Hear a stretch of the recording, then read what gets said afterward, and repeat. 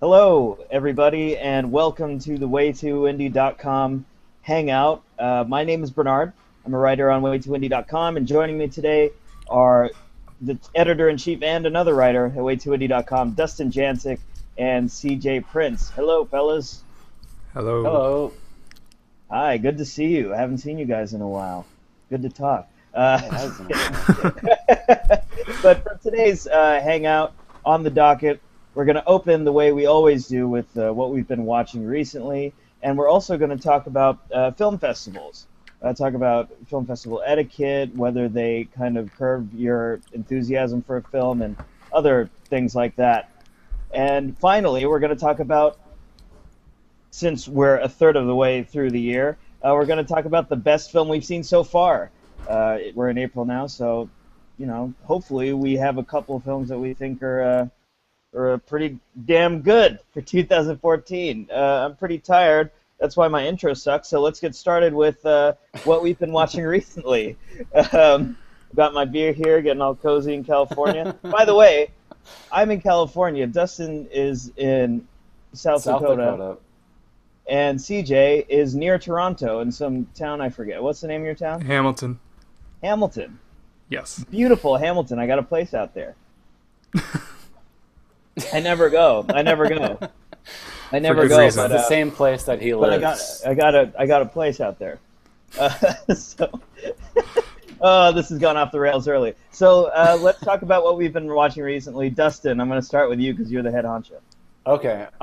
Recently I have watched a film called Hide Your Smiling Faces. This is an atmospheric indie drama about two siblings that end up questioning their own morality after tragedy strikes. It's an absolutely beautifully shot coming-of-age film from first-time director Daniel Patrick Carbone.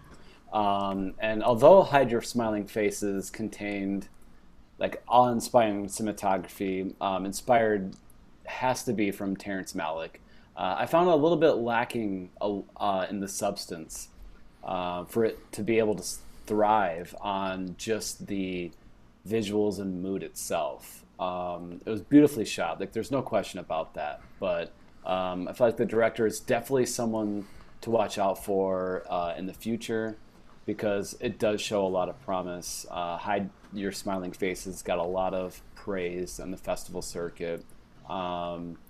And so it's definitely a film that was interesting and very well done for a first time director, but ultimately I had some issues with it. But check out my review because it just got published actually on Way Too Indie earlier today, so you can check out like all my thoughts on the film. But yeah. Yeah, I'm gonna have to say I was one of the people praising the film. Yeah. I thought we've talked about this already, Dustin. I agree with you on most points except for the substance thing. I think there was a substance for me that I found, but it's a really super understated film. So Yeah. whether people latch on to what was there, I really loved the discussion with the kids about kind of discovering mortality and wrestling with that and coming to terms with it so quickly because they're hitting I'm not going to spoil anything, but they're hitting the space with mortality in a big Yeah. way that affects all of them. And yeah, it Right. spoke to me. I think my boy also, I spoke to a friend that I watched it with who actually hated the film. He didn't like it at all. Really? But, Wow, yeah, I he didn't know didn't like it anyone at who all. didn't like it. I felt like I was the minority by like liking it but not loving it. And Yeah. so that's interesting that someone like actually didn't like it at all because I didn't even know Yeah, I that think I existed. told you about him. He only watches like mainstream films and stuff, so this is really kind of plotting a very experiential film. So it wasn't it wasn't his cup of tea to say the least. But And this is a huge applause for like indie filmmaking. I mean, this is just you watch it and you'd be surprised as a first time filmmaker. I mean, like I said, like I cited Malick and I'm not that far off by saying that. I mean, it is very beautifully shot. The cinematographer was amazing on it, and for a first-time filmmaker, like it is definitely worth seeking out. But I guess I found a few more issues maybe than the festival circuit. But we'll talk about that later. And maybe how the festival circuit kind of changes ooh, things. little bit of a a little tease bit. there. A little bit of the Yeah, captivating. I didn't see it at a film festival, so seeing it at home I think is a big difference. And so I watched it at home actually. I watched it at Oh, home. you did? Yeah, I got a Okay. screener. Yeah. Okay, all right. So, well, boom. Show off. discussion over. All right, CJ, what did you recently see?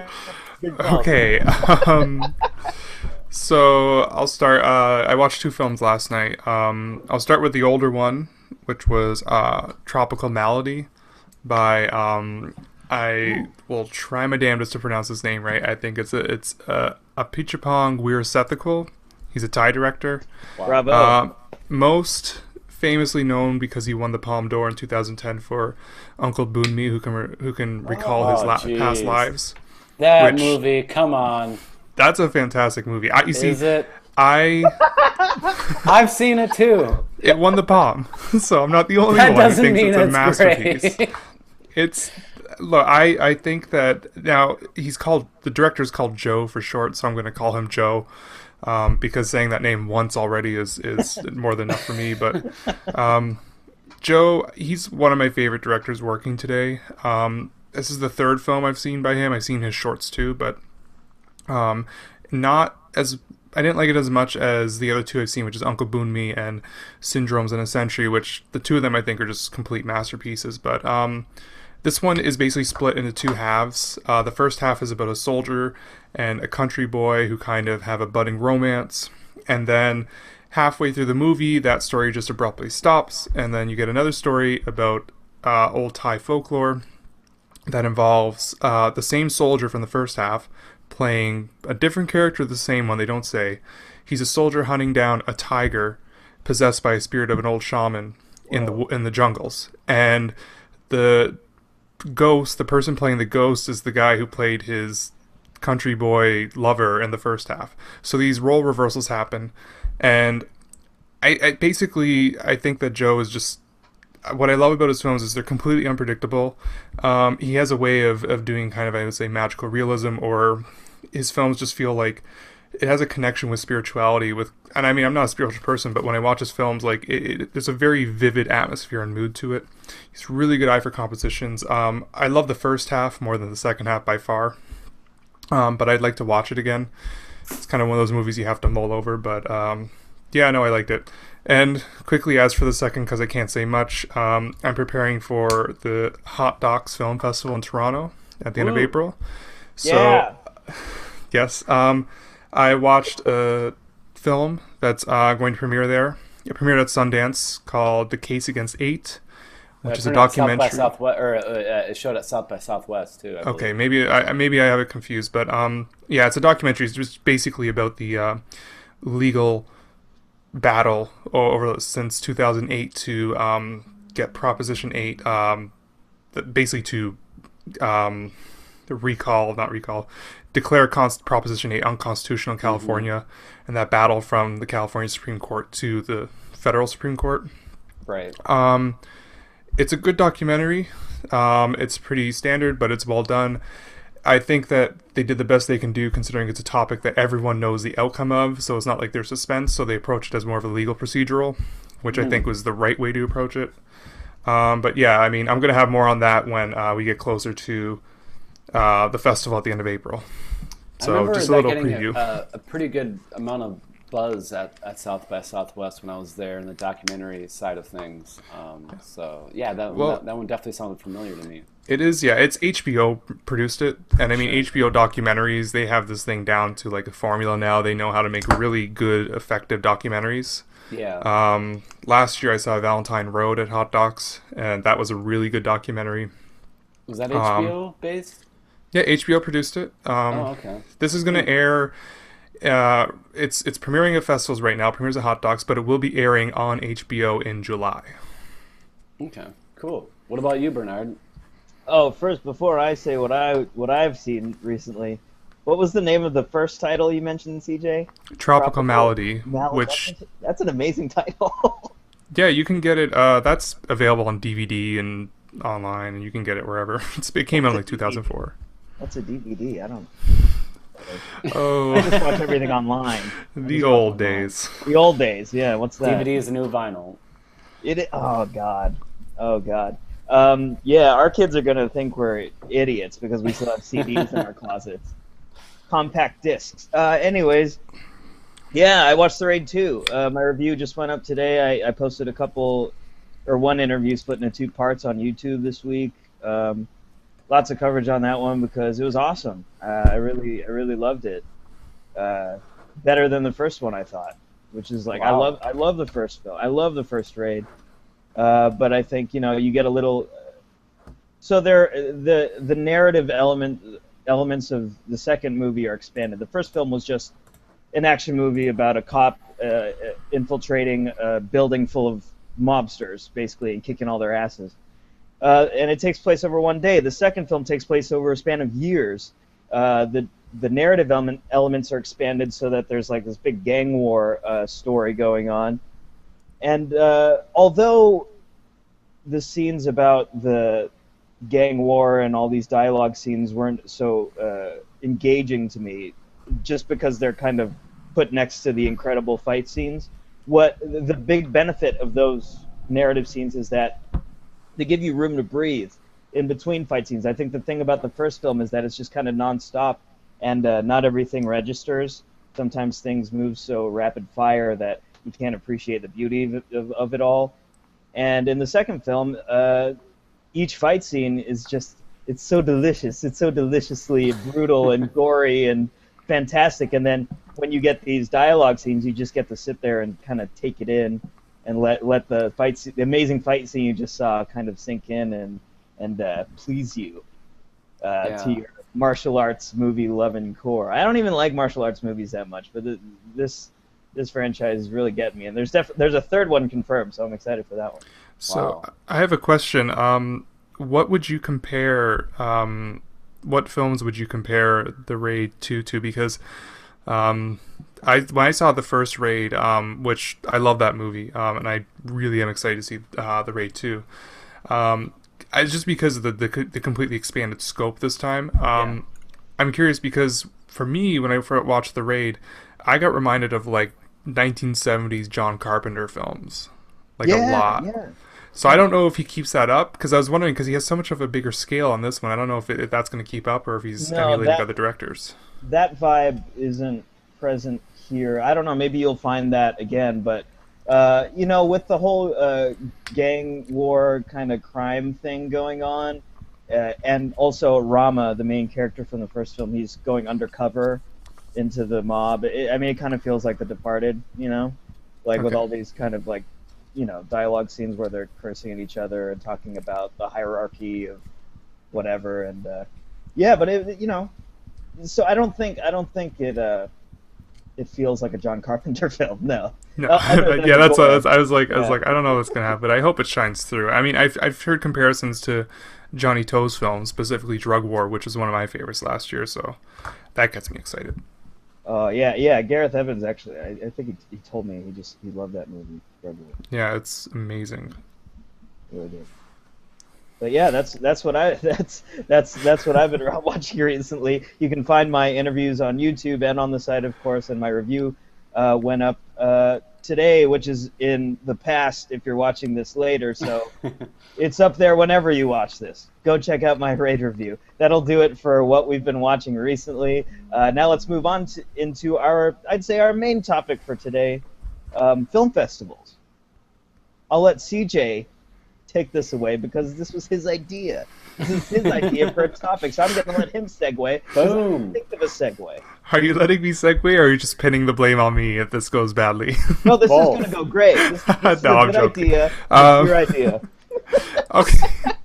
Well, Your okay, idea so- spawned off of my tweet. Oh, Apparently. that's right. Yes, That's right. you made a tweet, which I've had the exact same issues here. And your tweet, which I'm paraphrasing, is Yes. if you're talking to someone in line at a film festival screening, and then you're going into the theater, are you supposed to sit beside them now that you've had some sort of a friendly chat with them or not? And I just figured we could just talk about our experience with film festivals now because we all have experience. I've done TIFF and Hot Docs. Dustin, you've done Cannes and South by Southwest. Bernard, you've done the San Francisco Indie Film Fest, the International Film Fest. It seems like you can throw a rock and hit a film fest in San Francisco. They happen like all the time. So I figured, we can all talk about kind of our collective experiences, and maybe for any listeners or viewers who, they don't have the ability to go to these film festivals, get a sense of, what's so great and what sucks about these events. So if any of you guys want to jump in, well, first off, how about we just, let's each give our opinion to that question. Dustin I was posed. going to say, and I said my tweets ended with asking for a friend. And I really, that was a joke. Obviously, I'm asking for myself because I've often wondered that, like, I strike up a good conversation at a film festival with someone either in front of me or behind me. And there's this awkward moment when the doors actually then open because you're in line with them for like an hour, sometimes a half hour or whatever, and you're sitting there chatting. You have this long conversation sometimes, and then the door finally opens, and for the theater, and then there's this mad dash to try to get your favorite spot, which could almost be its own topic. Where's your seat preference? But we won't go there. But I always wondered in time ahead, like, should I follow this person into where they're sitting and sit next to them? We've sort of got this like bond, a very temporary, but we got this bond, and I would like to know what you guys think. And I'll tell you what my answer is after you guys. Okay, Bernard, you go first. Well, if they go in first, like, do you follow them? Sure, yeah. Either or, really, but to be real, like when I go to a movie and I talk with someone, even if it's like a close friend who I know, or whoever I strike up a conversation with, I just sit where the fuck I want. Like I don't care. Like we're not going to talk during the movie, obviously. So I'll see him afterward maybe. But usually when we get into the theater, we get into the actual theater, and we we see the seats. I just go, hey, I'll see you after the movie. Good talking to you. Yeah, I'm gonna side with Bernard slightly on it. I think it kind of depends. Like really, I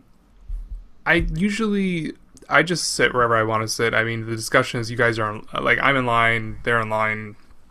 So I just sit wherever the hell I want. But, sometimes they're friendly people and they might ask or they might, sometimes follow me and sit down with me. So if they make that decision, that's fine. But usually I'm not one to, right.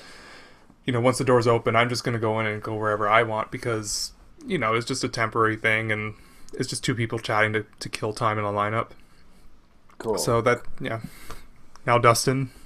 That's exactly how I take it. And I thought I was maybe not the only one, but I thought I was maybe in the minority just a little bit because, I literally just like, we sometimes we have a really great conversation for an hour, and then as soon as the doors open to the theater, I like kind of dick move like, like I'm done with this conversation kind of, and I go to my seat and I like don't even say like, maybe say my goodbye, but that's about it. Like I rarely sit next to the person that I've just spoken to for an hour, or whatever. So I thought maybe I was the only one. How dare you? How dare you? Yep, I go to my seat.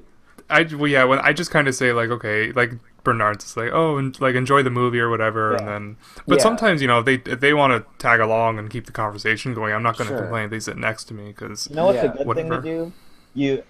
Sometimes what I do if I can tell the person like wants to sit close, is I'll sit like a row behind them or something, so that I'm not sitting next to them, but we can still talk like before the movie starts. But I don't know. I like my own space. If I'm going to sit next to someone, I don't want them to be chatting to me while I'm in the movies. Okay. Yeah, because like I always sit on the aisle seat, and that's always really weird for most people. Most people, if they had the whole theater to pick a single spot, they would typically pick middle, like middle of the theater and middle of that row. That's kind of the sweet spot. Usually it's reserved for, when you're at a film festival for the talent or the filmmaker and the guests. But I typically sit on the edges and the aisle. So, you could leave early, but I rarely ever do that. Or for me, it's better note-taking. There's usually light in the aisles. But so that I don't know, that's kind of where I go, so. No, I don't know. I usually try for kind of a middle thing because I don't like to walk out of movies, but eh. How about this? This is not really a festival thing, but where's your guys' preferred seat in the movies? I mean, Dustin, yours is the aisle, Hmm. DJ. Mine is like usually I go for center, like kind of off center maybe. Like well, actually, you know what? I've never actually put thought into this. I What? usually You have to. Like, that's like the one thing I think about when I'm in line. I'm like, okay, if there's 10 people in front of me, I have a pretty good shot of where I want to be. well when I'm at like TIFF for instance, right, and I'm in a lineup that's wrapping around the corner Sure. of a street block. I'm like that. In those cases, I'm like I don't give a shit as long as I can see the Yeah. screen. Yeah. I actually, you know what? When it comes to TIFF, certain venues, I do have ideal seats where I like, okay, I know that this is where I'm going to get the best view. But generally in a movie, um, I tend not to sit. I tend to sit in the middle in terms of like not the front or the back. I know I have friends who like sit way in the back rows. I sit in the middle rows, usually closer to the edge. Yeah. Very boring. Very, Very boring much. choice. Not even creative. Just like, oh, I picked the reasonable position. Yeah. Well, I mean, I like the aisle for like a couple reasons. Because when I'm at a film festival, I always bring along a notebook and a pen, and it's really difficult to keep track of your lines, and write little notes during a film if it's really really dark. And so, like I mentioned before, usually the aisle will have little lights with sort of guiding you towards the exit or whatever. And so there's just a little bit of light usually at the on the aisle. But that's not the only reason. The other reason is because I hate sitting like next to two people and feeling confined because I always get screwed out of the armrest. I swear, like I'm always like I don't establish my arm or my elbow space early enough, so they always establish it before me. So I'm like sitting there like, and then I'm trying to write, and so I'm trying to write like this because two people. So I love the aisle seat because I can write, and then if someone's taken that elbow on my right side, I have the aisle on my left. I can easily, in a lot of room, right over here. So there's multiple so reasons. funny. I've thought this through a very You're so like, neurotic. Yeah, Yeah. you thought this too. This sounds to me more like someone on a subway car in a I movie feel theater. slightly like Larry David, and like Yeah. I just the tweet was a legitimate question, and like seating etiquette, and I've thought of all of this. Like this is what I think about. So I guess I'm weird, but whatever. No, I think we all think it through. Maybe not to the amount you have, but I've You thought gotta about it. for establish myself. the elbow space. Gotta Yeah, establish the you elbow have space. to. That's And, rule like, number maybe one. that's my problem. What about you, Bernard? What's your favorite place to sit? Since we have Okay, both? so it depends. Like, if I'm just at a theater, and I could have my pick, I try to get the center of the screen at eye level.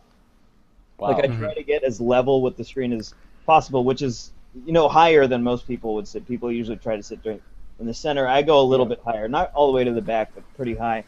And then like I like the center, screen at eye level, establish the elbow space. But then also I go to You press- prick. Yeah, I'm the guy. I'm the guy that steals your elbow rest. But a lot of the times I go to is the press screening room, the Variety screening room in San Francisco, which is a small theater, and it's full of these like critics who've been doing this for like 30, 40 years sometimes, and I just sit like on the aisle because I don't want to get in anyone's way, Wow. Just let them sit wherever they want. I mean, like these people, I look up to them. I haven't been doing this for long at all. You Just keep your elbows but you don't even establish anything. no, I go like Just- this, fetal position. Yeah, no elbows. Just keep your elbows in. I watch on the aisle. I go to the back corner of the room and just Wow. Okay. through like this. So Don't we all mind me. have we all have different spots then, I guess, that we like to I sit remember- in. I remember when I went to TIFF years ago, and I know I'm going to bring this movie up again, but and I saw Leviathan. Oh jeez. So what I did was, for that one, I was like, okay, I sat in the middle of the second row. So I just Whoa. had the whole screen take over my entire I had nothing but the screen in front of me, and I was like, let's fucking do this. Which is Because kind I of just like wanted to be overtaken by it. which is kind of an interesting topic because I actually was going to bring this up too. Like, does have you ever, has a seat in a theater ever affected either positively or negatively your thought on the film? I mean, I know it's you wouldn't want to maybe admit that as like a film critic, but just like as a movie watcher, like have you sat in the front and it's just a terrible experience that you couldn't get past that, or like, and maybe in your case, CJ, that for that film you were so immersed because like it filled, like you had no choice but for it to fill your peripheral. Yeah. Maybe that like positively affected, I guess, maybe your experience, maybe more so than sitting maybe in the very back row or something. Because I've had that happen before. I have actually got late to a film. This was not at a film festival, just late to a film in general. For Shutter Island, I remember the film, and I had to sit in the very front row and the very last, basically the last spot that you would ever expect a seat in the theater, which is the very front row and the very last seat on the aisle. In this case, the aisle wasn't the best one, because if you're in the front, you better get the middle, because it was a weird angle. And it really kind of affected my my viewing of the film, like negatively. So I don't know if that has ever happened to you guys. I notice I avoid seats that are too far to the left or too far to the right, because when I see something on that angle, it takes me longer to get used to it. Yeah, it pulls me out of the movie more. You focus on that so much, it's hard to get like immersed in the actual film, because you're just like, it's so like it bothers you so much, and like you said, maybe it's just hard to get used to for so long that it almost takes you out of the whole experience. And I remember, has it ever affected you, Bernard? I've only sat in the front row once. What was the James Bond movie with Halle Berry in it? The World Is Not Enough? The World Is Not Enough. Yeah, that was, well, I mean, that movie was a piece of shit anyways. Yeah, your first mistake was going to the film. Yeah, I know, that's totally true. I went to the film, and even if I had gotten my prime seat, that movie was a piece of trash, so I don't know if that seat... Maybe the movie was just bad no matter where you sat in the theater. I don't think any seat could have enhanced that piece of garbage. Okay. I think I saw... I think I rarely get the front, like Bernard. Like I think the last movie I saw was really up close was Juno. Whoa. And I mean that's not the best example really, because it's not really a big visual film. It's just it's more of a dialogue. But still, I don't know. I can't really think of. There are examples where like if I'm off to the side or something, I don't like it. I remember I saw Fish Tank at TIFF years ago, and I remember I had to sit on the edge, and it was my first time going in the theater, and I said never again. Like every time I go to that theater now, I go super early, because I remember it was like it's actually a theater for like concerts, and they change it to screen films, and it's just a big screen on a concert stage. Oh wow! So it doesn't really. I mean, they try their best, but it's not ideal. And seeing a film that's shot in the the 4:3 aspect ratio, because Fish Tank is... Was that really? Yeah, Fish Tank is shot in the full frame, and I remember that being a beautiful film to look. I mean, it's gorgeous. It's insanely gorgeous. And I just remember because I was sitting on the angle, and then you have like this massive screen, and only a little bit of the film is being projected on it. I remember I didn't like that experience. I had to watch it again. Set up for like a theatrical, like they haven't like worked out all the angles, like in an actual theater with the screen. They try their best, right? I remember actually, they try their best. Like I went to the major theater they use now. I saw The Master in 70mm there, and that was you had to bust that out. That was that's a 2,000 seat theater, and it was sold out. 70mm, dang! No, yeah, it was. I was. You had me at 70mm. That's nice.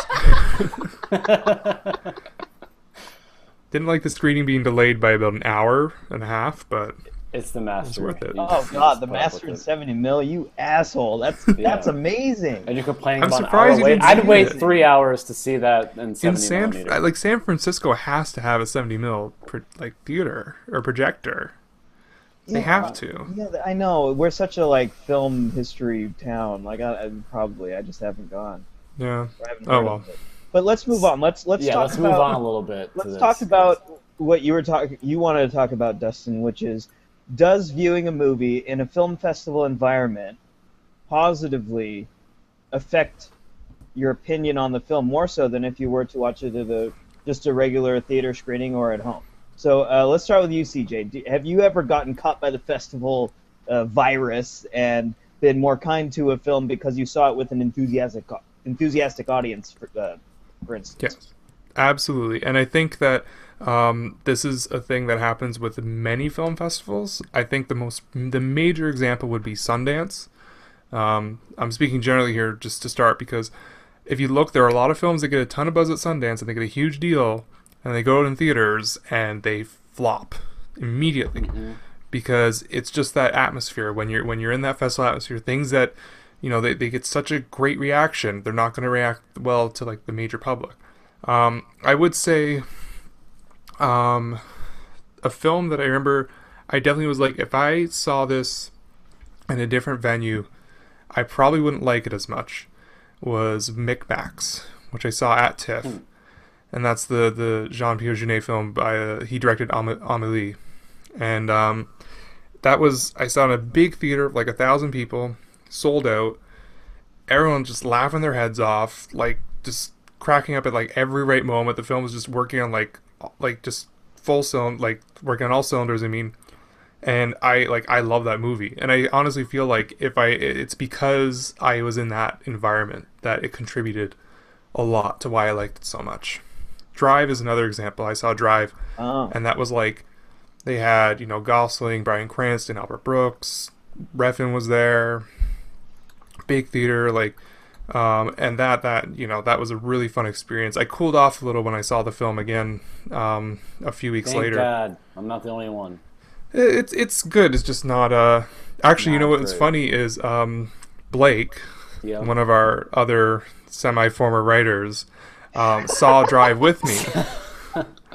He saw Drive with me at TIFF, and I was like, "So what'd you think?" And I was like, "It's good," and he was like, "I don't know." He's like, "It's okay."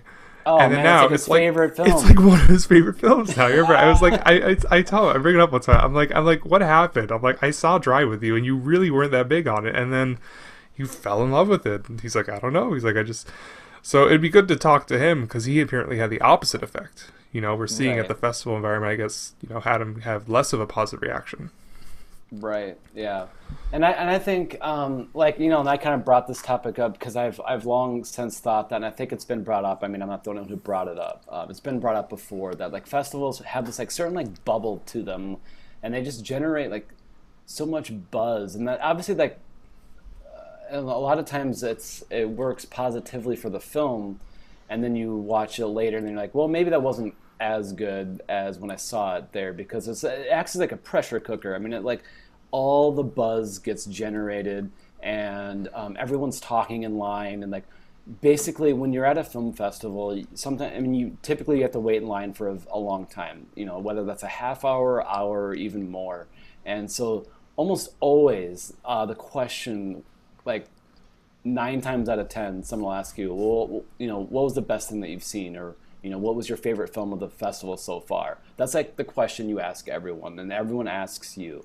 That's super common. So just naturally, films just get thrown out there all the time, and I think that just helps with the phenomenon of sort of creating this like buzz for a film that might not deserve the praise that it's getting. I don't know. It's hard to say that, but that might be the best way to phrase it. And at Cannes, I think I noticed it the most at Cannes last year when I attended, because you're in this foreign place, the French Riviera, which is beautiful, and it's I got a place out there. You got a place everywhere. I just never go. I don't go. Yeah, of course. And it's just, so it's in this foreign land, and it has a really prestigious kind of following, and a lot of things premiere there. And so I noticed a lot there, like Inside Llewyn Davis. That's what everyone talked about while we were there. and then it got a December release date, which is a really good thing typically because the studio's hoping for awards and they kind of know that it probably should.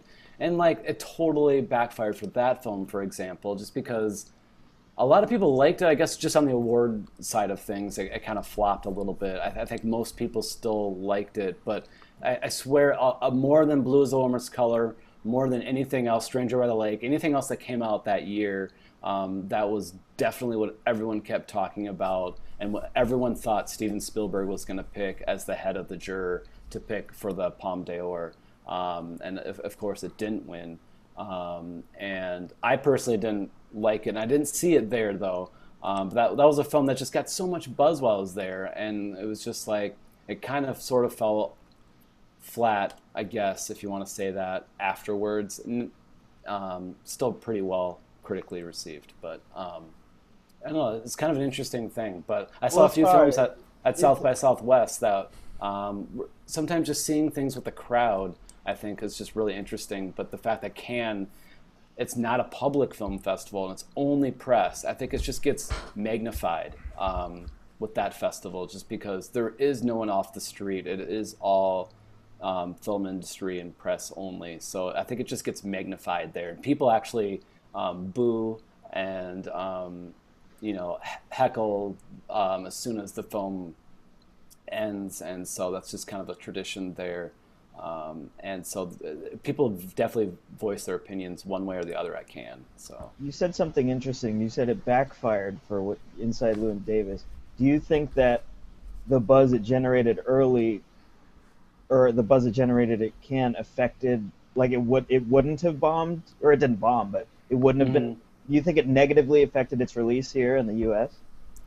Well, I mean, anytime that a film gets a lot of praise early on, and then, like at a film festival like this, I would say, I would say that there's so much positive, and then you go into it and like, well, that's good, but it's not great. You go into that false pretense, which, like any film critic, that's like, 101, like you don't try to go into a movie, you try to block all of that. But it's really difficult, especially at a film festival.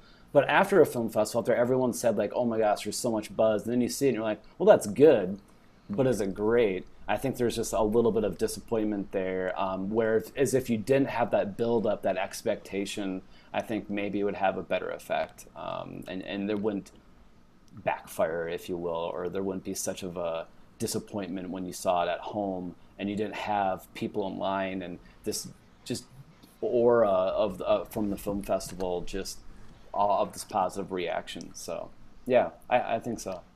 So it would have been think better for the film to not appear at all, or for it to No, negative? it's definitely. If you're a film and you can get into Cannes, definitely, or any film festival for that matter, it's definitely good. But I think it's just interesting. I think it's just going into a film with high expectations generally, and if it doesn't necessarily reach that, you're going to feel a little bit more disappointed than if you went into it completely blind and just thought, oh well, this is good. You guys know what I mean.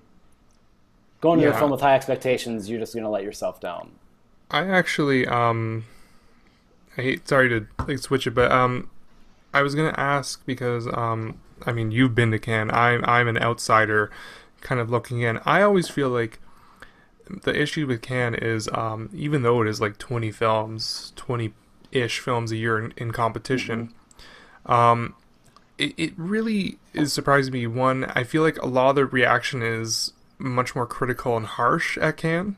Yeah. And once in a while they have like a film they'll go nuts for that like really, really impacts them. But a lot of the times films get a pretty cool reaction. The biggest example I would say is like Inglourious Bastards, which, they remember at Cannes didn't really get it had its fans, but it wasn't really, like great, and it turned out to be like a fantastic film, and it really like That's relaunched true. Tarantino's career. But and then you have other examples where films like Holy Motors get so much love and everything, but then I saw it, I was like, I don't get it. But I agree with that.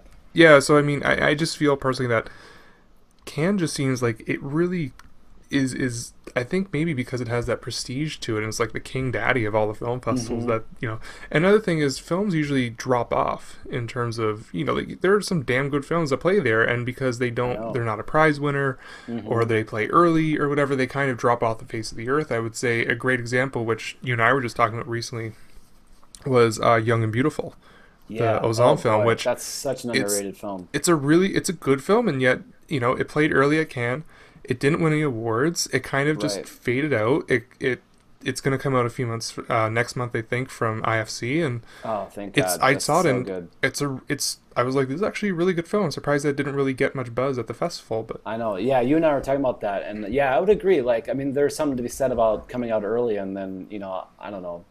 That's a foreign film coming and making its release now here, in North America. But I would agree with that. Like, that's what I was saying. That there's both positive and negative things. I think actually you're right.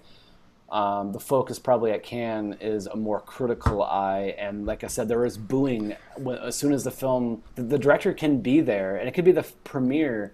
And a lot of times at the awards, at the end, when they're handing out the awards, the audience will literally boo, and that's just kind of like a more of a European thing. From what I've been told, I would be offended if it was in North America. I think we would typically be like more in shock than I think um, in more custom European um, ways. But yeah, they'll boo a film and they'll be kind of rude, and I think you're right. I think more often than not, it'll be more critical than in praise of at Cannes. what People are did typically more harsh. what film did they boo when you were at Cannes? I actually didn't experience any, but I didn't go to like any of the premieres, like the black tie like events. I went to like the 8:30 in the morning press screenings at the Grand Luminar, which was awesome. But like people are probably way too tired from getting up that early and partying late that they didn't boo apparently. So I actually didn't experience. I just hear about them and know that and obviously you've heard about that, and it's kind of like a widely publicized thing that it does happen there. I guess it happens a lot at the awards at the end when they hand out the awards, like the Palme d'Or and the Actor and Actress Awards. That they, I guess, a lot of the reactions are, I don't know, they boo a lot at Yeah, those. So I I don't know know. there's a press room at the awards ceremony. There's a press room that's separate. They obviously, the press doesn't get into the main ceremony, but Hmm. and Right. the press room I hear gets really opinionated, like a Hmm. lot of booing. Like I remember when Best Director went out to, I think, Heli, which was the Mexican film. I remember people said there's so much shouting and booing and that kind of stuff. But I'll switch it. Bernard, I want to know for you, because San Francisco, I guess. Although I think this will be changing in the coming years, because I do know that you just got someone from TIFF who's taking over the San No Francisco Film account. Society. Count, No who's account. Yeah. I am so goddamn jealous, because Noah Count is an amazing programmer. I Yeah. would go see films at TIFF if he programmed them. Hmm. Um, and You do see films at TIFF. yeah, and then what was it? So I was gonna ask you, because San Francisco it's not home to like a major. The biggest film fest you have, I guess, is the International Film Fest, right? Yeah. And you guys, you're not gonna, it's not a TIFF or a No. Cannes or a No. Sundance or whatever. So, um, I mean, what I want to ask you is, I assume these are more public film fests as well. Oh yeah. Yeah, so I mean, what's your experience? Because like with that kind of festival and the audience, and I guess these are films. I know you guys have premieres and stuff, but there are films that come down the line from these more major film festivals. And what kind of how those festivals operate, or what the atmosphere is like there. The atmosphere is great. I mean, San Francisco is such a movie town. We love old school. The new stuff like the Hunger Games and all that. Like we're not so hot on, and like Marvel stuff doesn't usually come through. But like indie art house, that's our shit. And people love the shit here. So international. I just went to the press conference where Noah Cowan was there. Lovely dude. Like really knows his stuff. Although he's only been here a month, literally just touched down a month ago. And yeah, yeah. the festival is full of a lot of independent indie film standouts. The focus is on indie film and world cinema, so it's cool. I mean, I really like it, and the crowds are respectful. Everyone knows their stuff. It's kind of incredible. Like, you can talk to anybody, and they all they watch is like art house, and they know every French director and all that shit. So it's a cool atmosphere. It's a cool atmosphere because everyone's into the same thing. We don't really get people who are kind of like disgusted that the film's too artsy fartsy or something. Like, everyone loves the stuff. It's fun. I remember one story. I was at TIFF a few years ago, and because TIFF is so massive, you got like 300 plus films playing, and it's just so big, and it's one of the biggest film festivals in the world because it's public. You have people going there, and they're just going to watch. There are a lot of people who just go because they're like, oh, it's a big film fest and celebrities, and they watch whatever, not realizing what they're watching. So one time I was in line, and there was a woman who was visiting from California just for business. And she was like, oh, I'm going to go to a film at TIFF. And she picked a film randomly, which was from the Wavelength section. Now, the Wavelength section is avant-garde films. So the film she watched, when she started talking to me, and I kind of smiled, but in my head I'm like, oh my god, like, this is so bad. It was based off some obscure German or French novel from decades ago. It was about 8 16mm reels that would play in a random order at every screening, and it was just landscape shots with narration. It's not a bad film. I've seen the film. It's not bad. But this woman who looks like she walked off the set of The Real Housewives of like Orange County or whatever, is talking to me about this really like weird movie she watched and all this stuff. And I know the movie. I know there are critics who like adore it and stuff. And I'm sitting there, I'm like, oh my god, like, you poor thing. I was just, I wanted to say something. I was just like, no, I'm just going to enjoy this. You had the same reaction to see the crowd at Spring Breakers, I believe. With me?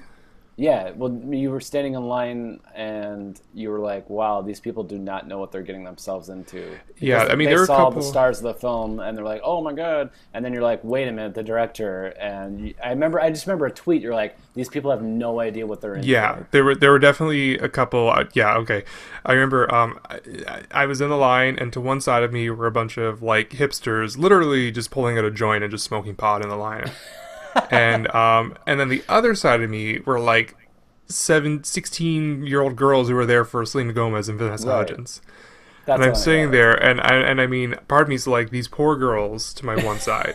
But the other part of me's like Harmony Korine is just, he's so fucking fantastic because he's made a movie that can unite these two groups to go see. And then you're like the oddball weirdo in the middle of this group. I was just standing still, quietly on my phone, listening to music or whatever. They're probably like, who's this weirdo in front of us?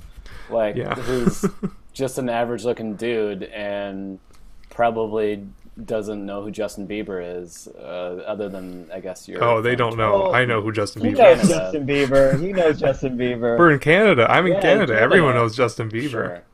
But you know what I mean? Like, they're probably like, God. Yeah, no, that was a weird experience. There are definitely people at TIFF who, they just go because it's like, oh, let's just go see a movie, and then, because the fest is, like, so broad, you can pick... So, like, they just pick whatever, and sometimes that backfires. Right. So, like, I one of the questions I would have maybe is, and maybe one of the reasons why I think people might view films more positively in a crowd at a festival, would be maybe because the director's there. Do they feel some sort of, and then they hear the Q&A afterwards. So they, not only that, they feel like they need to respect, this guy's work, and sometimes the whole crew is there, and you feel more obligated maybe to applaud or to sort of, I don't know, give the people the recognition.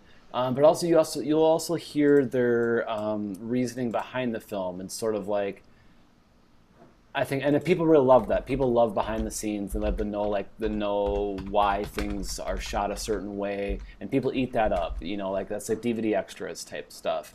And I'm wondering if that maybe skews people's opinion on films, in a positive way. And I think maybe that's why directors love to go there and to film festivals and be at their premieres. And I just want to know what you guys think maybe about that. If that's maybe a reason why people Well, I think, like it. yeah, like I interact with some directors like before and after I see their films and stuff, and yeah, sometimes it can, skew. I don't like that word. I mean, Yeah, it's not it maybe can the best it word, can but influence or color right. your perception of a film. Now, I think the real question is that a valid perspective? Like, should you not take that perspective into account at all? Should you just take your own life experiences and not take the director's inspiration or influences into account? That's a Or good question. That's a great I question. think I think speaking to a director and finding out what the inspiration was behind whatever, I don't think I think that's a valid life experience that you can add to your other life experiences you take into a film. I don't think there's any difference there. I think it's the same as if discussing it with somebody like one of your friends Hmm. perhaps shows you a new angle on the film that you go, hey, oh, this is clicking for me now. Now I get it. That's valid too. I think conversations with other people are totally cool. And I think there are definitely films where I treasure them now because of conversations I've had with people. And I think directors, they're people and they're informed about the film, so why not? What do you think about that, CJ? About just Should the like director. yeah, could that influence you positively or have more bias towards liking a film because you hear afterwards why they made it a certain way, maybe, or maybe they're trying to cover why something didn't work, and they kind of maybe give not an excuse. I'm not trying to like they give their reason why they did their reasoning behind the film, Yeah, the why they shot a certain way, why they weren't able to do this, maybe. insight. They give insight. They give some Yeah. insight, yeah. And what do you? I don't know. Does that ever affect you? And do you feel like that I influences think you more than anything? for me I don't know. personally, when I see a film, I mean, I'm gonna like it or not, and that information, it will give me a better understanding, Right, maybe will give me more Right. appreciation. But I can't really or think of a less. I can't think of a situation where that type of information really swayed my opinion on a film away from what I originally felt. Hmm. Maybe over time, but definitely it wasn't like I watched a film and liked or hated it, and then after hearing the director or someone in the crew speak, it like vastly changed. Like, oh well, now I changed my opinion. Yeah, I mean, I'm trying to think of a good example. Maybe I don't Like know if any of I you. wouldn't think it would do that. Like if you were like you hated it, and I don't think you would like all of a sudden you hear Love it. the Yeah. director and you would Oh love no, it. yeah, But I mean, if you're on the fence about it, you're like, well, man, I'm not sure about this, and then like the director is like he explained it and like all of the time you put into it and all this other stuff, and then you're like, well, yeah, like okay, well that kind of makes sense or whatever. And like I think it would be like a less of a jump there. Like I think if you were on the fence, maybe I think it yeah, might persuade you to go on the other but side maybe more than if you hated the film. I wouldn't expect you to like love it just because but you. yeah, but I mean, but I also think that this information that's being given to, us, especially if we're in press, Hmm. or just festival audiences, period. That information is not going to be taken by average viewers of the film, and so for me, it's it can help, but I don't know. I guess I feel like it's a bit.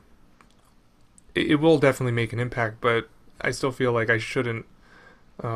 This information, like I guess Bernard said, it's good to have, but at the same time, I don't like it influencing my opinion too much because I feel like it's information that not people aren't gonna know. Because when a director or filmmaker puts their film out there, it's for anyone to take as however they want. But Yeah, that's not well, really what Bernard was saying. I don't think. I yeah, think he was No, saying kind of different. That's why, and I kind of figured you might feel differently about that because I feel like Bernard's saying that actually that helps him with his own life experiences to hear the other experiences, and that yeah, can and it really could go help. either way yeah, too. It could affect, like, for example, I'll give two examples. Okay. First, the first time I watched Mulholland Drive, the David Lynch movie, I mean, I thought it was a piece of shit. How old was I? I was like a teenager. I thought it was a piece of shit. It's so impenetrable. It doesn't make sense. And then I talked to people about it, fans of the film, and they helped me unlock, some of the real beauties of that movie, and it's my favorite movie now. Like it's my favorite, and I hated it at first. So that's the way it can help you positively. And if I wrote a review of it, I would write a positive review despite the fact that I hated it at first. Sure. Now, on the other hand, I reviewed Jobs last year, the Steve Jobs, biopic. Garbage. I watched the movie. Garbage. Yeah, I watched the movie. I thought it was garbage. Then I talked to the director. He was awesome. He was a lovely dude. He kind of justified some of the things in the movie that I thought were problematic, and he gave me insight. I was like, oh, okay. I understand why you made that decision. Still garbage. Still garbage. I gave it a better review because, I took his information, I processed it, which is good that he gave me that information. But still, it didn't affect it affected my opinion, but it ended up that I still thought it was a piece of shit. Okay. I agree with everything you just said, Bernard. But that's the difference, because when you talk about Mulholland Drive, you're actually discussing the film with friends and stuff. That's different for me, because we're talking about a situation where you're hearing about, like, say with Jobs, the director of Jobs, he's telling you about the shooting the film and his intentions and all that through directing. Right. It is a little bit different, but like I understand your point. Yeah, CJ is right though. Like you're talking with friends and stuff versus really where we got on track, which is like at a film festival, like at a Q&A, talking or listening to the director speak about. I have plenty of examples of talking to directors and them positively affecting my view on a film for sure. Yeah, I have plenty of those. Yeah. I can't say I come away with like a very, if I'm, whatever my opinion on the film is, it may, I may just have an appreciation for the film more, but it doesn't really, I know what you're talking about, like if I'm on the fence about something, that may change it slightly, but for the most part, I tend to be pretty consistent on my opinions. I noticed that over long periods of time, my opinions may change more drastically. Yeah, but I think that's common. A good example is I saw this movie called October November at TIFF last year, which is by the director of Revanche, which is on the Criterion Collection, which is a fantastic movie. That's why I went to see it. It was his first movie since then. I really didn't care for the movie. It was kind of boring. He came out, and I was actually I actually saw it with Nick, our new writer on the site. Oh, really? Yeah, that was one of the first. I think that was the first film we saw together at TIFF. But he actually liked the film a lot more after the Q&A, when the director got spiel and went into detail about it. Yeah. I still felt pretty lukewarm on the film, but I had a better appreciation of what he was going for, and it's like, you know what? Even though I have a better understanding of what you're doing, but I still don't think that what you did would impacted me in the way you probably hoped it did. So I just get a better understanding of your appreciation. That's a really good, that's really I've never been swayed, as I've talked to a lot of directors now. Well, not a lot for me. I've been doing this for like 2 days, but I've talked to some filmmakers, and it's never, the conversations with them, although they're informative, they've never swayed me so much to where I really didn't like a film, and then I talk to them and suddenly I love your film. Right. It's never happened. It's typically I was being exaggerated there. Yeah, sometimes I'll kind of like a film, and then I'll talk to them and go, oh, okay, I see what you were going for there. I still don't like it quite so much, but I understand it better, and I think it's okay to. I don't think it's corrupting anything to include. If for example, if I was confused about a scene. When I first watched it, and I talked to a director, and he clears things up for me, and I go, now that it kind of affects me more, I'm not gonna write about my first experience, as if my conversation never happened. I think that's disingenuous. Yeah, and I'll just end it on this thought, and because I kind of I definitely see where you're coming from, Bernard and CJ, both of you. And I find myself, and it's just something I thought of when I've been to film festivals and I go to a lot of the screenings and the Q&A is there. I feel like a lot of people get a lot out of it, and I wonder. My thought is this. My thought is that people aren't going to like the film any less. If anything, it's going to help them. People aren't going to like think a movie is great and then listen to the Q&A and then be like, wow, I thought this movie was garbage. And I think if anything, it helps the people who are on the fence to maybe say, oh, okay, actually, yeah, he's got a good point there, and I kind of think it's a little bit better now. And I don't think it's going to persuade people who didn't like it at all. I don't think they're going to all of a sudden like it. I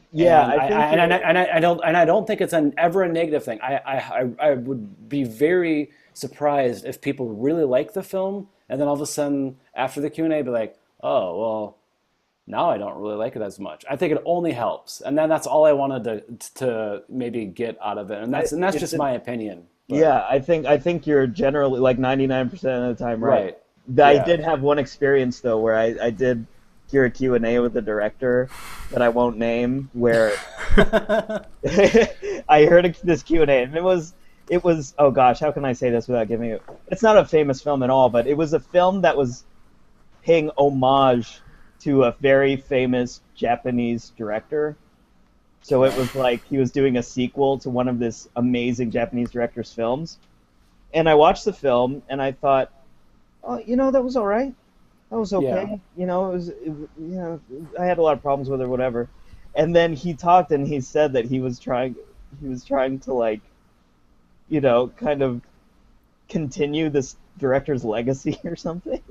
And like all these shots that I thought were like serviceable, he told me that he was trying to emulate the style of this director. Wow. And it did kind of leave a bad taste in my mouth. Yeah, I was you can screw it up then. Yeah, I was like, oh god, that's disrespectful. I was gonna say, Dustin, like you're right about how it's a better appreciation, but oh boy, I know stories of Q&As where you listen to Q&A and you're like, wow, this guy just fell into a good movie. Oh really? Yeah. Wow. I guess I haven't experienced that too much. That's funny. That was so good, CJ. That was perfect. That was perfect. Hey guys, so let's wrap this up. I think we've been going a little long on this festival thing. Fascinating stuff about film festivals, etiquette, our favorite seats, whether the film festival atmosphere can get to your opinion of a film and corrupt it or help it. Let's move on, though. We could talk about that for days. Let's move on into, now that we're in April, we're a third of the way through the year. We've seen a few films here, all three of us. Let's talk about the best one we've seen yet. The best one so far in 2014 that we've seen so far. Let's start with CJ here. What's the best film you've seen so far in 2014? Okay. Well, my favorite films of the year I actually saw in 2013 at festivals. They just haven't come out yet. I'll just give a quick reference to those because I'll talk about what I've seen this year. Those two would be, Dustin will disagree, but Only Lovers Left Alive, the Jim Jarmusch film, which is going to be out in a few weeks, which I love. I just saw it. What did you think? Can you say? Okay. Yes! I'm not the only one! Oh my god! I'll leave it at that. The other film is Tsai Ming Liang's Stray Dogs, which is just total masterpiece. Blew me away when I saw it. Really? That's playing at International. I was wondering if I would say it's going to be a tough watch, but you know what? I know you like more minimalist films. You love Jean Dielman. You have a great appreciation for it. I think you would like Tsai Ming Liang's films because he's in the same vein. Oh. There are shots in that film, stationary, that they go on for 15-20 minutes. Wow. And you have to be in the right mindset. That's what I would say. He gets you in that mindset. Like he brings you into his very meditative point of view and stuff. But I don't want to get too much of that. The best film that I've seen in 2014, that is coming out in 2014. Funnily enough, played in 2013 at festivals, but I saw it this year. Anyways, I saw it recently. It's called A Spell to Ward Off the Darkness. I'm going to have a review coming up in the future. It's a film that's split into 3 acts. It follows a man who doesn't say a word in the film, I think. He's at the first act, he's at a commune in Estonia. just hanging out with some people. They kind of are just like a bunch of hippie types who kind of do a lot of philosophical discussions. Then the film just abruptly cuts and he leaves. I guess he leaves the commune. They just kind of cut, and now he's living in solitude in Finland in the forest. And that's the second act of the film. And then the film abruptly cuts again. And then the third act, he's a member of a death metal band in Norway, playing at an underground club. It sounds very weird, but the directors, Ben Rivers and Ben Russell, they have such it's it's such perfect, their cinematic form, their everything is amazing. By the time the third act kicks in, which is done in over 30 minutes in 3 Steadicam takes, and Wow. it's amazing just watching the cinematic, the level they're playing on, the themes, the ideas it brings up. It's a very existential film. It's about this guy, to me, I mean, this is my own interpretation, it's about a guy who's trying to find his own form of utopia, and he's just picking up and dropping these types of existence. You know, he goes for a communal existence, then he goes for a solitude existence, and then he just kind of goes for this all noise and fury existence in the metal band. I think it's I don't know, I really resonated with themes and what it was going on about. It really resonated with me. I really enjoyed it. I'll leave it at that. My review will be up in a week or two, I hope. I'll probably go into more detail. I already wrote a review for that one. A Spell the Word Off the Darkness? Yeah, That's not true. I'm just joking. Yeah, I was I gonna was say like, that would not happen. I I was know like, that. there's no way. There's no Inside way. joke, people. Inside joke. Inside, It's yeah. not Yeah, funny that's to true. anyone. Yeah. Okay, who's How about I'll go. I'll go in the. I'll sandwich right in between you two lovely gentlemen. We'll have a Wow. little Bernard sandwich here. All right. Best film I've seen so far this year, and I don't know. I've seen quite a few. So right now, the one that sticks out is Under the Skin by Jonathan Glazer. Oh, nice. Oh, Scarlett Johansson. Have you seen this, CJ? yeah, I saw it at TIFF. I saw it at the premiere. Scarlett Johansson and John Glazer were there, and Oh, yeah? yeah, and I need to see it again because you know what? That's all right. That's all right. Let's I go. was like, Let's go, baby. No, it wasn't. Here's the thing. The line I tell everyone is this: I appreciated it much more than I enjoyed it. It has some amazing sequences. It has just Glazer just knows what the hell he's doing. It's the most Kubrickian film I've seen since Kubrick died, Wow. by far. Wow. I'm not saying, but the thing is, I didn't really connect to it. I wasn't into it. But it's undeniably cinematic film. I couldn't really.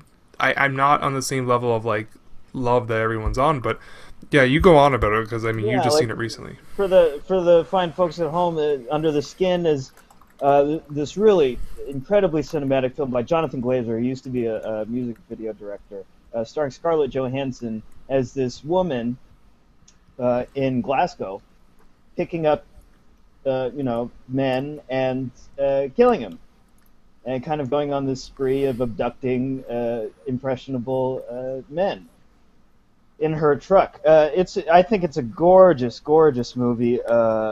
Otherworldly, I'll say.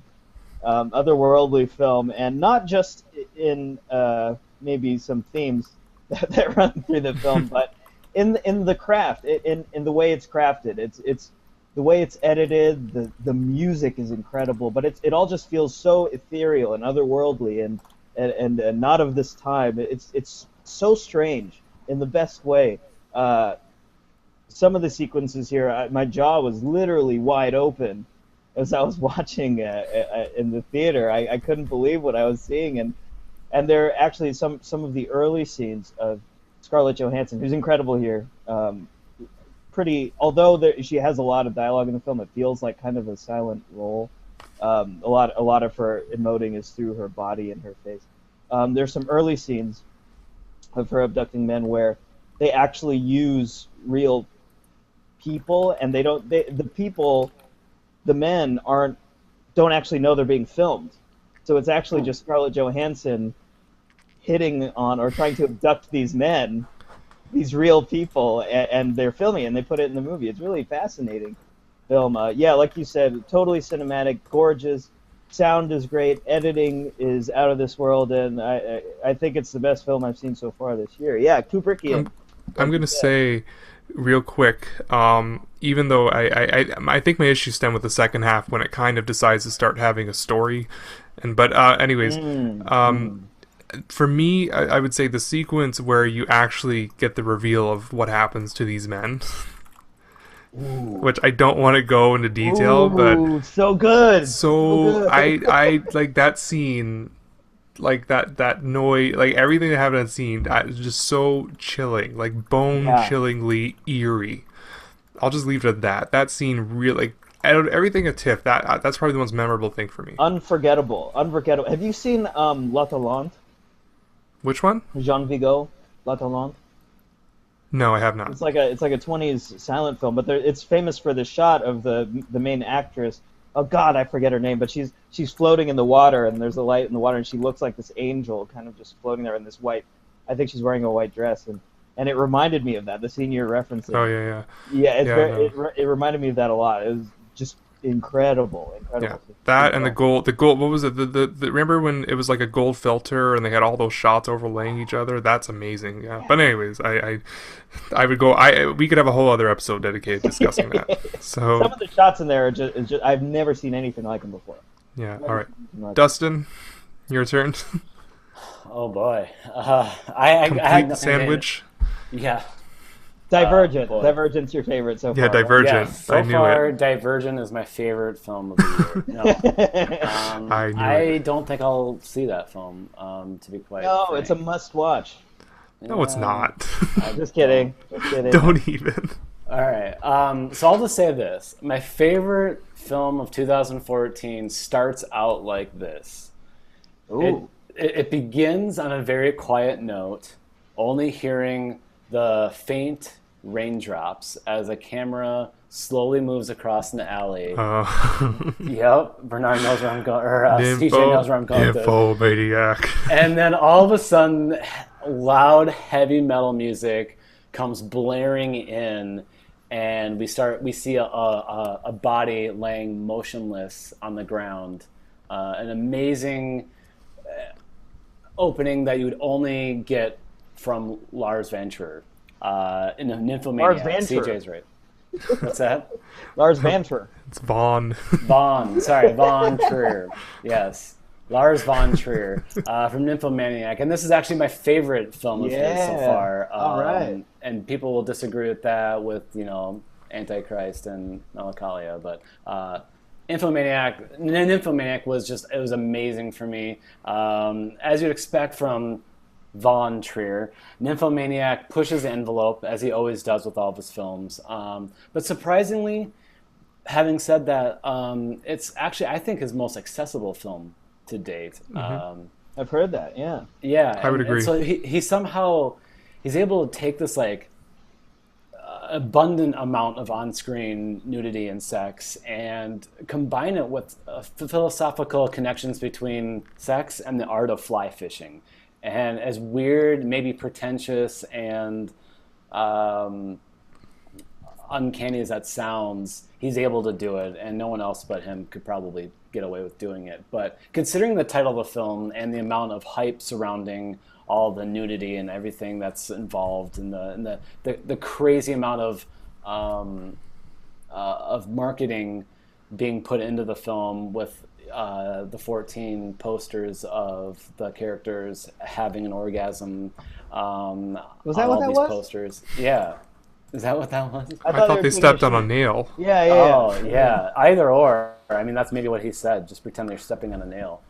Um, despite all of that, like it's actually like it's incredibly and remarkably smart, and that's what I liked about it. Like, it's not just a snuff film or a porn film or an excuse to show sex on screen or an excuse for Lars von Trier to do some sort of weird off the wall pushing the envelope to push the envelope, weird to be weird type of thing. It's not all about the sex. Stacey Martin is actually incredibly good, I felt, in part one. The second part, I've seen both parts. They split into two. And the second part, I don't feel like it was quite as good with Charlotte Gainsbourg taking over as the lead. Stacey Martin is shown as the younger Charlotte Gainsbourg, and as it goes on, part two, she kind of stops and it shows it's a flashback, and then the second part is just her. And I don't think she was quite as good, and I don't think the second part is quite as great, but it's a great series altogether because the first one is that good. So that's my favorite film I've seen this year. Yeah, I'll say quick. I saw Nymphomaniac too, and as much as I adore Antichrist and Melancholia, I did have a bit of a cool reaction to it. It took me a bit of time to think on it, but definitely. I mean, like with Under the Skin, we can have a whole discussion about Nymphomaniac, and we should, baby. Let's do them. But no, I think that I agree with you. It's definitely Lars von Trier's most successful film to date, and I also think it might be his most sensitive film to date because it's very much about him, and as much as it's about a nymphomaniac who's owning, even though she has self-hatred, she's still kind of owning her actions and all of that. I think I called the movie the provocateur's burden at first because it's like Joe is very much Lars von Trier, and Lars is kind of saying like, oh, it's so hard to be trolling people all the time. That's true. I mean, I can see that.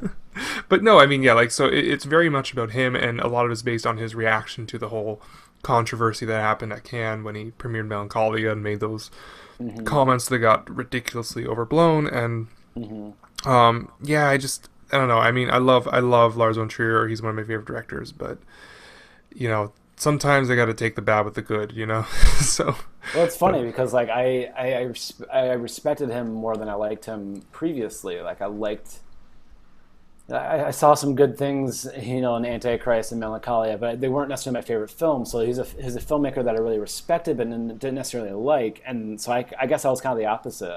This was actually my favorite film from a respected filmmaker, and it was just interesting that for you it was your least favorite. So maybe. Oh no, it's not my least favorite. It's not my least favorite at all. Not from him. No, it's not my least favorite from him. Oh, I just had a cooler reaction. I think that Antichrist and Melancholia are just masterpieces to me, and Nymphomaniac's on a smaller level than that. It's not my least favorite at all, but sure. It's just a more cool reaction, and I was definitely looking forward to it. So that's all. Yeah. But it's still a good film. But I will say though that there's a point. I don't know. Have you seen Antichrist, Dustin? Yeah. Okay, I'm sure you noticed when he gave a callback to Antichrist within his own movie. Right. And I will admit, like, I when that happened, I laughed really hard. I was in the theater. I laughed really hard, and I just said, Lars, you fucker. It's funny that you say that because there's actually a fair amount of, like, for how serious and kind of, like, philosophical and smart it is, there's actually, like, a bit of, like, underlying, like, comedy to it. I mean, a little bit, in a very small way. I think it's really funny. Volume one is very funny. Volume more so two, than not two, much, for but, sure. Yeah, I mean, Volume 2 is very dramatic in comparison, but Volume 1 is really funny. The music cues are really funny. I won't spoil them. But I was definitely laughing a lot, and the fact that he gets so cheeky and he like he throws stuff in just to be a dick, and that's just who he is, and that's why I love him too. Right, exactly. Now I haven't seen Nymphomaniac yet. I plan to. I've just been so busy, but we have a writer for all you cute kids at home watching this on YouTube. You thousands of people who are, surely going to be watching this masterpiece of a hangout. We have a writer on the site named Ananda Dillon, and she refuses to watch Nymphomaniac. And Dustin, head honcho, I think we should have you try to convince her to give it a shot. To what? Watch Nymphomaniac. I haven't even seen it. Won't watch it. I know she won't watch it. We gotta get her to watch it. I want to get her. I guess I missed that. I don't know why she. Oh, she said that. Yeah, in the last one she wouldn't. I want to get her to watch it, and I want her to live cast it. So that we can see. Wait, why won't she watch it? Did I miss that? I don't understand. Oh, you don't know about this? You don't know about this? No. Oh, she doesn't want to watch Nymphomaniac. She dreads even getting anywhere close to it. Terrified. For the hype, or because she's seen his other films, subject matter. I think the subject matter. Oh, okay. And maybe Von Trier. I'm not sure. But And that's what I kind of wanted to to mention, because of like the title and because of like the connotation and sort of like the subject matter surrounding it, like we just said, like it's surprisingly like funny and cheeky, and it's surprisingly smart. It's not just like what you might think it would be, and like just like sex to show sex or nudity to show nudity, and just it's not all about the sex. The sex is graphic, but it's not. It is. It's not over the top. It's not. I was expecting more sex and nudity and stuff. If you watch than what a was decent there. amount of like foreign films, foreign French films or whatever, like it's not that much more than like you would see in like a foreign type setting. But the us Americans. Stranger by the Lake. Hello. Yeah, I saw Stranger by the Lake after I saw. I think that was the next film I saw. Oddly enough, I don't know why, but that was like the next film I saw. I'm like, oh my god, why aren't more? Like, and see, no one cares about that. And Young and the Beautiful, the same thing. Like, Young and the Beautiful probably has close to the same amount, not quite, but I mean, like, it's not that far off. And no one's talking about Young and the Beautiful being this, film that shows off a lot probably of because nudity. it's not called Nymphomaniac. That girl in Young. True. That- it's not about a 17-year-old girl. Well, yeah, I guess That girl in Young and Beautiful is so goddamn gorgeous. And the Like, title doesn't lie. my, like I was watching it, I was like, oh my god, like this girl is gonna have a career. Like that's Yeah. gonna be a breakthrough role. I'm just gonna mention that. Yeah, she was great, but I also thought Stacey Martin was great. I mean, I disagree. I think Stacey Martin was pretty bland to me. That's granted part of the role, but I don't know, it didn't make much of an impact. So I thought you Charlotte like Gainsbourg was great. wow, I felt very different. And we can agree Shia LaBeouf was a piece of shit in the movie. He sucked. Well, That accent was dog shit. he's not famous anymore, so Yeah, that's right. He's not. Thank God, he's not famous anymore. I heard. yeah. I heard All he And right, he's sorry. Well, hey guys, I just moved into my new apartment, which is why I don't have a light in this room, and which is why it looks like I'm in a scary movie right now because does I'm look running like out of that. light. I didn't want to tell you that someone's behind you the whole time, but watch out. But I think this boy. is a good place to call it quits here. We've had a great time. We've had an enlightening conversation, serious conversation about films, and nymphomaniacs and genitalia. But we have to cut it short and say goodbye. Visit us over on waytooindie.com. We've got a lot of cool stuff over there, interviews. Tell your friends about us. Hit like on the YouTube video below if you're watching this on YouTube. Dustin, where can we find you on Twitters and anywhere else? Where can we find your work? Just find me on Twitter, djansick, JANSICK. Yeah, on Twitter. And CJ, where can we find you? Oh, what's your Twitter handle? Oh, jeez, every time. Here we go. Yeah. My Spell it Twitter out. handle is @Ubudes. That's OOOBOODESS. I don't know why that's so Good funny. luck, because it makes no sense. That's why it's funny. When I think of a good one, I'll change it. How about CJ and your last name? It's CJ taken. Prince. It's taken. Oh no! Okay. Oh no! Let's All right. find him in It's there. all taken. And Bernard, where can we find you? What is mine? I don't know what mine is. I think it's at BJ Boo. DJ_Boo. Yes. Yeah. Yes. Or I mean, if you search for Bernard Boo, I think your name, I think it would pop up too. So. Or Bernard Boo. And a lot of the films we mentioned today on the Hangout we have stuff written up about them on the site. Search for all that stuff. Got a lot of raid stuff up right now. Cool stuff. And of course, the reviews of some of the films we mentioned. Looking forward to the Young and Beautiful review, whichever one of you does that. Thank you guys for listening. Thank you, Dustin and CJ, for joining me. I'm going to go take a nap. All right. We'll see you guys later.